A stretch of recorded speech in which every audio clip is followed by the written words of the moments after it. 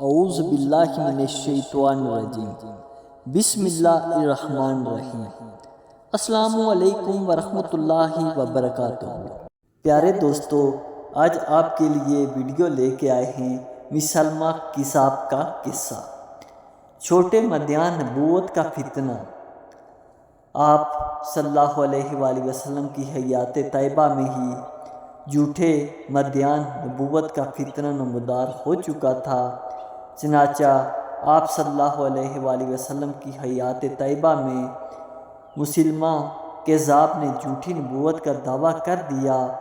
ہجرت کے 10ویں سال بنی حنفیہ کا ایک وفد مدینہ منورہ میں آپ صلی اللہ علیہ وآلہ وسلم کی خدمت میں حاضر ہوا۔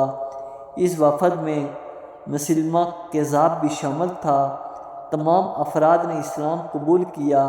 مسلمہ کذاب جب یمامہ میں گیا تو وہ مرتد ہو گیا اور اس نے نبوت کا دعویٰ کر دیا۔ بہت سے لوگوں نے اس کے دعوے کو قبول کر لیا۔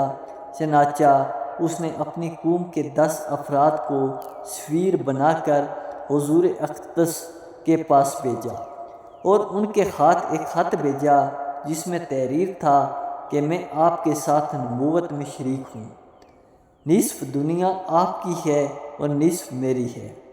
مسلمہ کے اس خط کو پڑھ کر آپ صلی اللہ علیہ وآلہ وسلم جلال میں آ گئے اور مسواک کی لکڑی جو کہ دست مبارک میں پکڑی ہوئی تھی فرمایا، اللہ کی قسم اگر وہ مجھ سے اس کو بھی مانگے تو میں اس کو نہیں دوں گا۔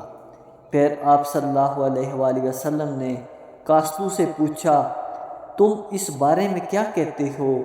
تو انہوں نے کہا، ہم وہی کہتے ہیں جو مسیمہ کہتا ہے۔ آپ صلی اللہ علیہ وآلہ وسلم نے فرمایا، اگر کاسد کو قتل کرنا منع نہ ہوتا تو میں تمہاری گردن اڑا دیتا۔ چنانچہ حکم دیا کہ مسلمہ کے خط کا یہ جواب لکھا جائے، محمد صلی اللہ علیہ وآلہ وسلم کی طرف سے مسلمہ کذاب کو، اما بعد زمین اللہ کی ہے، وہ اپنے بندوں میں سے جس کو چاہتا ہے اس کا وارث بناتا ہے اور انجام متقین کے لیے ہے۔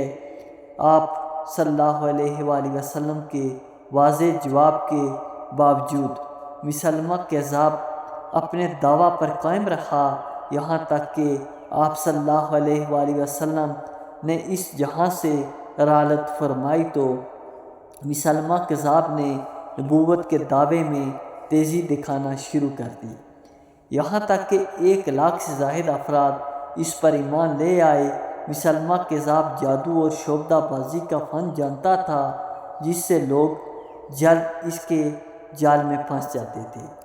حضرت ابوبکر صدیق رضی اللہ تعالیٰ عنہ نے اس فتنہ کے خاتمہ کے لیے حضرت خالد بن ولید کی قیادت میں لشکر ترتیب دیا۔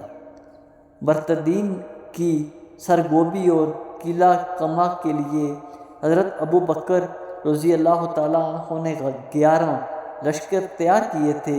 مسلمہ کذاب بہت طاقت پکڑ چکا تھا۔